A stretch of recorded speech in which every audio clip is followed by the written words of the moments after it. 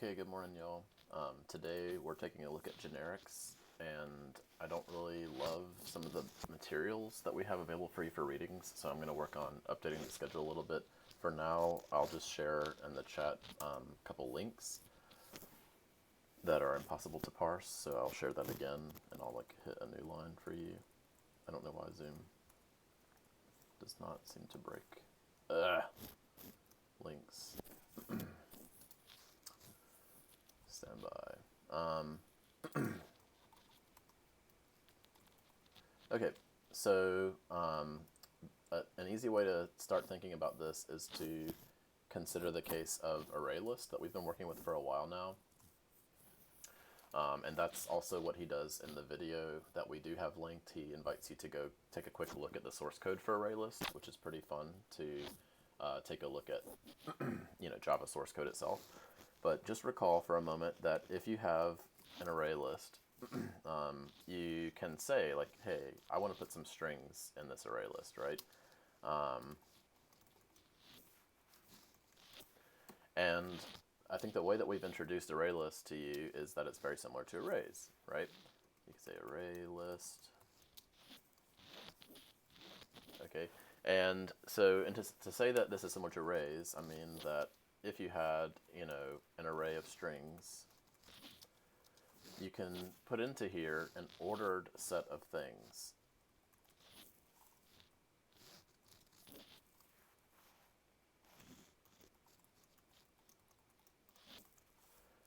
So despite their alphabetical ordering in real life, I've put these in a particular order. That's the order that they're going to be, in this list. I think I need to do some of this. Okay.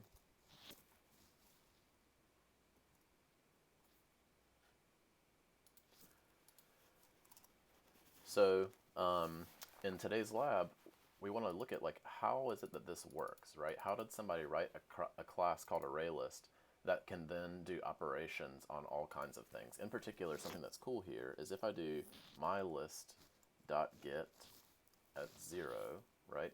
I'll be able to directly, without casting, store that into a string variable, because internally this code ArrayList is written so that the get method knows that it's returning a string when the thing was constructed as being an array list of strings in the first place. Okay, so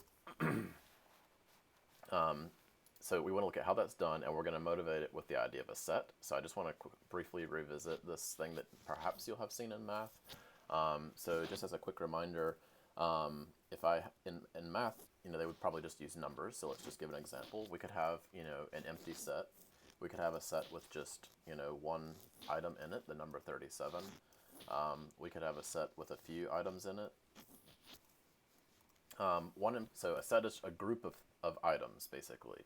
And an interesting thing about a set is that there cannot be duplicates, typically, in a set. So this is invalid, okay? What you can usually do to a set, what kind of behavior do you have, is you can usually, you can create a set. Not one of these. You can add an item. You can perhaps remove items. So if I have, let's say, set A, and I say a.add some value, if that value is already there, this typically doesn't fail. It just does it, but it won't actually put a second thing in there. So for example, I might also be able to say get the size or something. And so right now, a.size, for example, we would expect it to be 3, given if it has those values. But then having called add with a value that's already in the set, we don't expect the size to increase because you cannot have duplicates. Okay. Some other interesting things that you can do with sets, which are not going to be part of today's activity, but just in case it helps you remember them from math or from a different context, is you'll have seen some of these Venn diagram scenarios for doing union or for doing intersection or for doing difference, possibly. So the idea there would be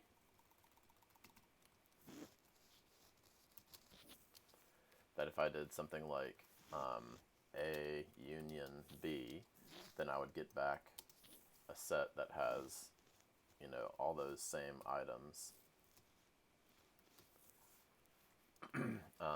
that are between both of them.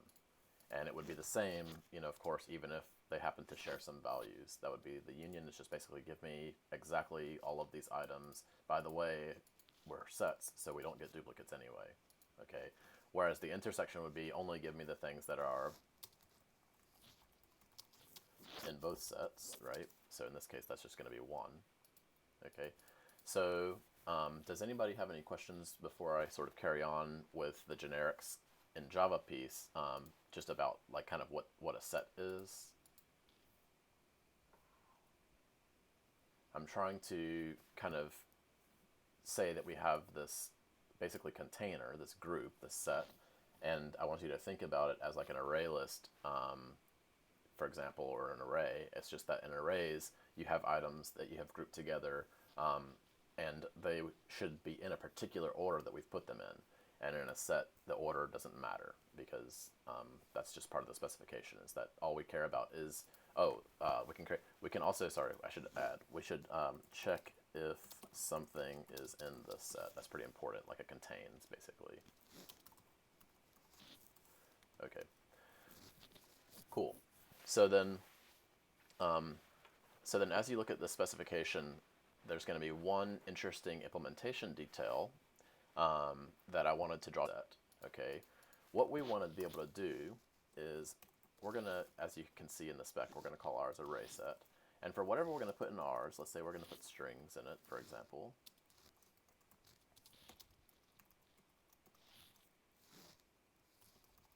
And having the type here is optional, but I can just include it for clarity.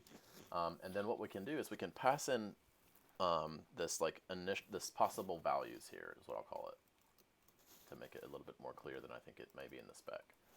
Okay. What is this possible values thing?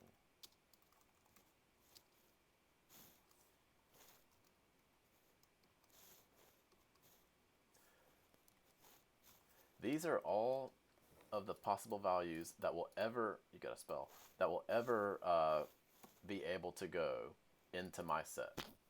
Okay, they're not in there right now. This is just saying, hey, I want my set, right? I want it to be one of these kind of groups that can have items that can do, you know, checking for whether something's in it or not, that doesn't have duplicates, that kind of set behavior. I want to have a set. I want the things that go in to be strings, but not just any strings. I only want to be able to have like the string that is one character long with A in it and the other string that is one character long with C in it. Those are the only ones that are allowed in this particular set. Okay. I might later have another set and since we're the ones writing ArraySet, it's running our same code, but now it's doing something different, right? So for example, in this case, it's going to say that it has, you know, some other possible values, and maybe it doesn't have C. Now again, having constructed this ArraySet, either one of these, if we were to check immediately and we say, hey, my set.size, right? The answer should be 0. Having called the constructor, I have not put any items into my group. Okay, the thing that I've passed in possible values is just to say these are the only things that are even allowed to be in this thing in the first place. Okay, so in both cases, the size, you know, at the start is 0. Okay, so how is that done? So the suggestion is that you do this, and I would recommend you do this with parallel arrays. So the spec shows here that you've got this universe, that you've got this universe, which is going to be, of course, private, and it's going to be an array of type T, and then you're going to have the parallel, as I'm calling it, array here of booleans. Okay, what for? Well, the idea is that the universe would hold those values that you have passed in this case A and C, in the other case AM and JMU. All right, and then the array of booleans will be the same length. So in the case of my set, internally its universe is going to be of length 2, and it's going to have these 2 values. And its contains array is going to be the same length, 1, 2, with a boolean for false and false when you start off to say currently neither A nor C are in my set. Neither is contained right now, right? But those are the ones that could be contained. Does anybody have any questions so far? This idea of the parallel arrays, that you're going to have this array of type T, that's your universe. And in the first case, for example, it's going to look a bit like this.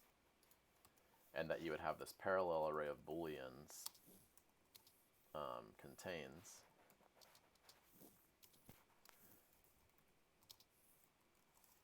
this is kind of the starting condition. So when you have this kind of implementation with parallel arrays, the index, like the 0th item in the universe, is related to the 0th item in the other array, which in this case is contains, right? And the 1th item here in universe is related to the 1th item in contains.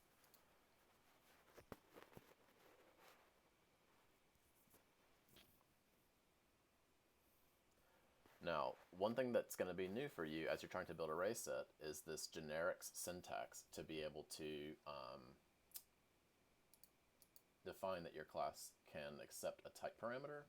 So just from the first link that I shared with you, let me bring that over here into your view.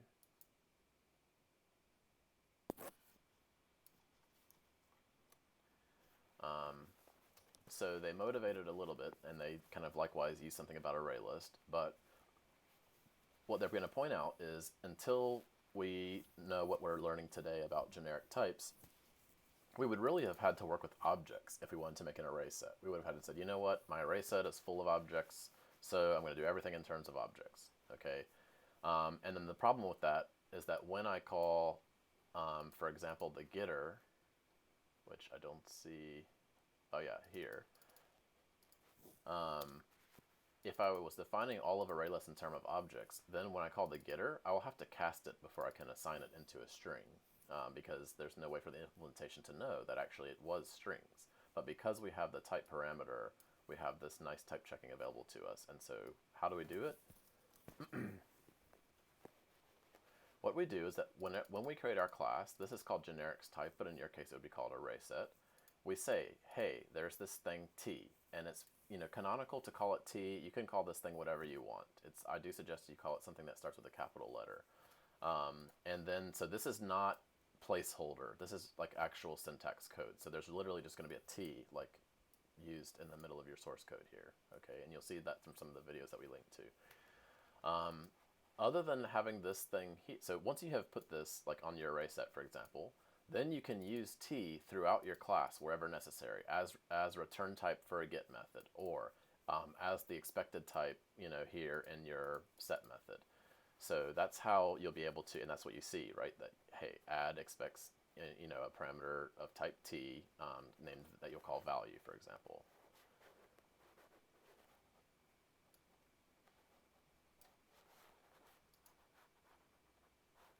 Okay, can I stop and check for questions real quick, either via audio or in the chat?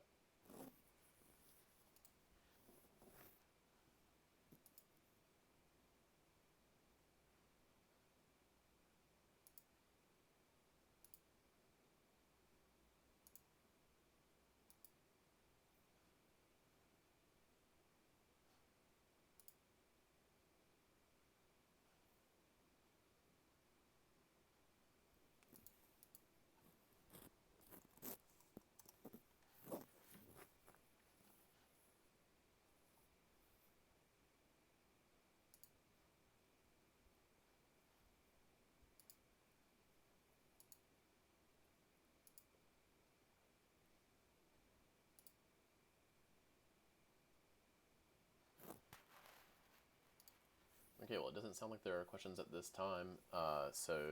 There's an auto lab available for this. It's not due until tomorrow, and I'll just remain available for your questions.